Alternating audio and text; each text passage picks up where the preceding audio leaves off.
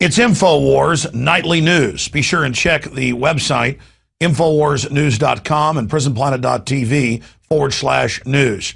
We're now joined by longtime liberty activist Gary Franchi, who's been very successful in everything he's done, from promoting Aaron Russo's great film, America, Freedom to Fascism, to making documentary films and producing his own daily TV show, The Reality Report. I wanted to get Gary on to talk about his ideas of how we can hopefully even energize the population more to a higher level to ensure that Ron Paul wins the Republican nomination for president in 2012.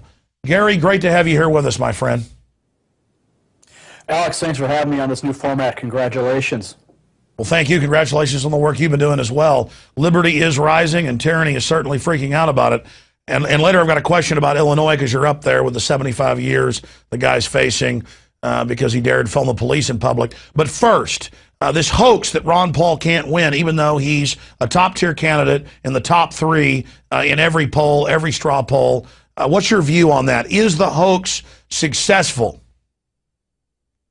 Actually, I believe the hoax is going to backfire on itself, because when you have the media parroting talking points that are being handed down from on high, and the people seeing different results in their own investigative research online, these two worlds collide, and it causes the American people to realize what's actually happening and make the sound judgments that we hope that they would make. So I think in the end, this hoax is going to backfire, and it's up to the alternative media, it's up to the people themselves to make the ultimate choice. Well, the hoax began to backfire just a few weeks ago when even The Daily Show had this huge compilation of every network saying the same thing. Well, number one is this, number two is that, number four is this person, never mentioning who was number three. Or in polls where he was number two, they would mention number one and number three. Or if he won the New Hampshire straw poll, which is even more coveted than Iowa, no coverage. So it has backfired, but still, some people say, yeah, I like Ron Paul, but he can't win. Ron Paul wasn't even in the top 5 3.5 years ago in the 2008 election. He's in the top 3 right now, and I think it's mission number 1 to get the word out that he is the only person who isn't an establishment candidate, the only person who isn't bought and paid for, like Obama, Rick Perry, people like Mr. Carbon Tax, Mr. Obamacare author Mitt Romney. What's your take on the two guys that the system is pushing, Mitt Romney and Rick Perry? Well, the world is soon going to see our first attack ad that we're going to be producing. You're going to hear, the people are hearing it here first, actually, with our Revolution PAC. We're producing a commercial to go after Romney, to go after Perry, and expose them as the plastic men that they are. And I think that they're just the polished central casting figures that the American people have been sort of groomed to accept. They spit out the talking points that come down from the Republican Party. They toe the party line, and they are easily corruptible through all the different lobbying money and through their dirty campaign finance work. So the people are going to see this through the work that we're doing with the Revolution PAC and through alternative media. Isn't it coffin nails for Perry and, of course, for Mitt Romney for their campaigns? If Ron Paul brings up that Mitt Romney's a carbon taxer and gets praised by Al Gore, that Mitt Romney wrote Obamacare, that Rick Perry was the chief of staff for the presidential campaign of Al Gore, and then in '93 supported Hillary Care, NAFTA superhighways, Bilderberg meetings, forced inoculations of Gardasil. I mean, Rick Perry, it's hard to imagine somebody worse and more fake than this guy. I think Ron Paul needs to go on the attack. I know he's a gentleman, but now is the time to go on the attack. What's your view on that? Well, I think we have a short window of opportunity where Ron could actually come out and go on the offensive. You know, those two candidates, Rick Perry and Mitt Romney, they have so much baggage. They have so many angles that we could pierce their armor with. That, I mean, you went down a whole laundry list.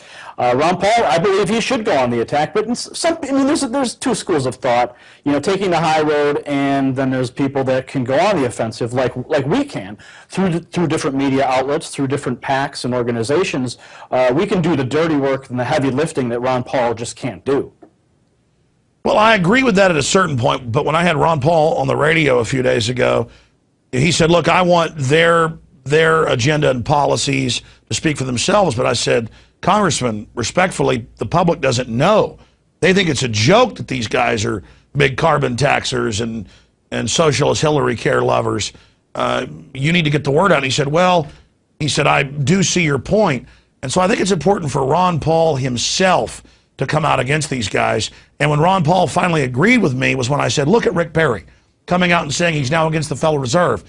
This shows how successful the message of liberty has become, that Ron Paul isn't just some voice in the wilderness, that establishment neocons are now having to basically take on his political colorations. I think Ron will have an opportunity if his handlers allow him to take the gloves off. You know, Ron has an established cadre of individuals around him that are assisting him through the campaign, and I think that they do have a specific strategy, and it's hard for them to deviate from some of those strategies. So I think the only opportunity he will have is either if he puts out his own campaign ads, going on the offensive, or if he just goes after them like a pit bull in some of these next upcoming debates. The debates get a lot of coverage, and I think as we're dwindling down to these top-tier candidates, the opportunities are going to increase. So he's got to capitalize on those moments. Well, he certainly does. It's just that Rick Perry and Mitt Romney are simply Barack Obama 2.0, another plastic, fake Ken doll whose real policies are the polar opposite of what they claim. Shifting into other issues, you know, Ron Paul has been spot on about the inflation tax, the private central banks wrecking our society. And now even the Wall Street Journal has reported internal memos at Goldman Sachs are telling some of their biggest investors, get ready for a total implosion of our economy in the next 6 months, but they're telling their general investors everything's going to be rosy. Does that concern you that even Goldman Sachs internally is talking about a total collapse of society? Well, I think yeah, absolutely. And you know, Alex, you have been talking about this for years. Ron Paul's been talking about this for years. We've been reporting on these things for many, many years. So it really shouldn't come as any surprise that when you have a nation based on a fiat currency, you have a Federal Reserve System that bailouts trillions upon trillions of dollars, just devaluing the currency.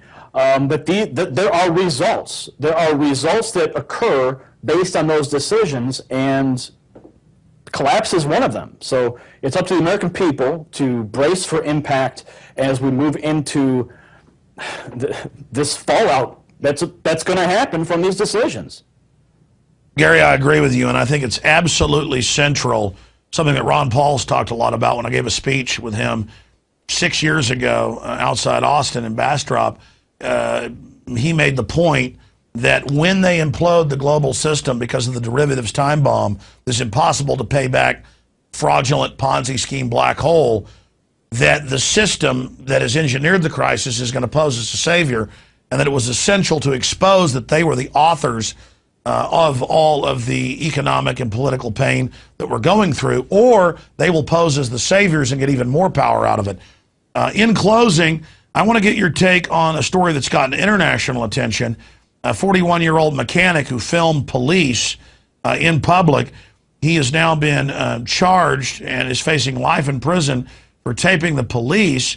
And the police know that federal and state courts have thrown this out. There's no perception of privacy when you're in public. They know the law doesn't say that, but people are actually being sent to prison for videotaping police. I think this is one of the scariest things I've seen happen in modern times, that police and then prosecutors would actually go after people for doing something they know is legal and then tell basically brain-dead juries that it was the law that they can't do this and send people to prison. What's your take on that? Well, the law they're using is the Illinois wiretap statute, and that states that you cannot videotape somebody and include audio. When I used to work for a large retail outfit and we would do security and we would actually monitor shoplifters, one of the things, that was one of the main points that we were told, is that we cannot audio tape the people who we are actually reviewing, the shoppers. So we could only use video. And now every single camera, every single iPhone or whatever you want to use records both. The only way to get around that situation in the state of Illinois is either change the law completely, or you have to wear a placard on you that says, I am not using audio, I'm only recording video. It's unfortunate that we have a day and age where police feel threatened.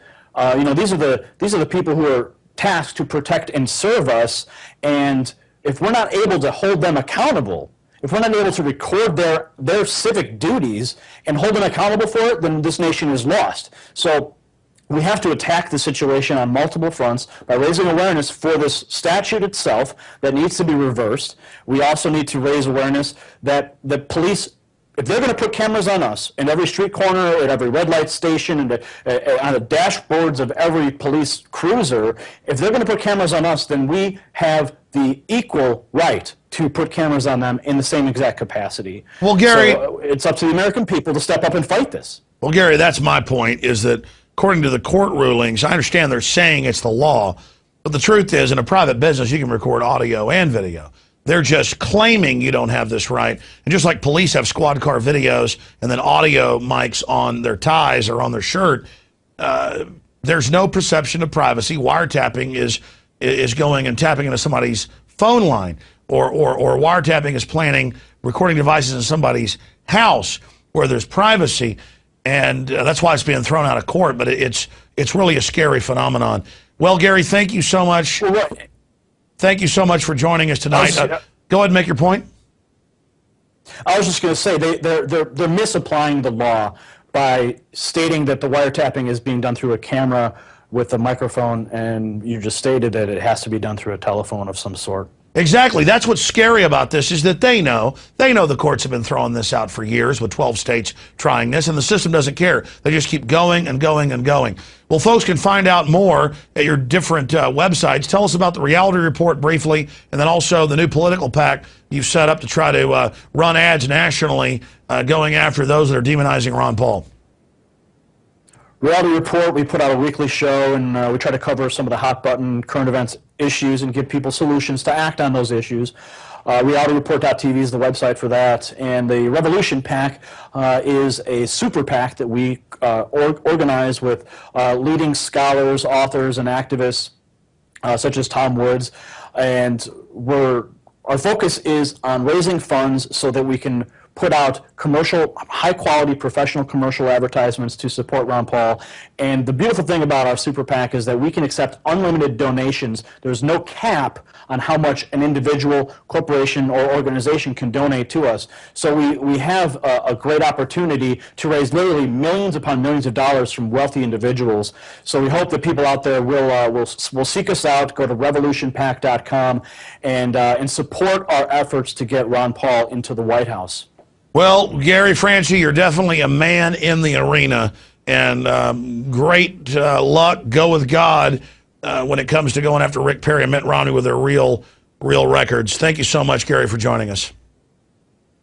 It's a pleasure being here, Alex. Pleasure having you. Me. All right, ladies and gentlemen, there goes Gary Franchi. That is it for the second edition of InfoWars Nightly News. I want everybody to have a great holiday coming up on Monday, and we'll be back here live Tuesday, 7 o'clock Central. That's 8 p.m. Eastern for InfoWars Nightly News. The websites are InfoWarsNews.com and PrisonPlanet.tv/news. I'm Alex Jones, signing off from the front lines of the InfoWar. Have a great and blessed weekend.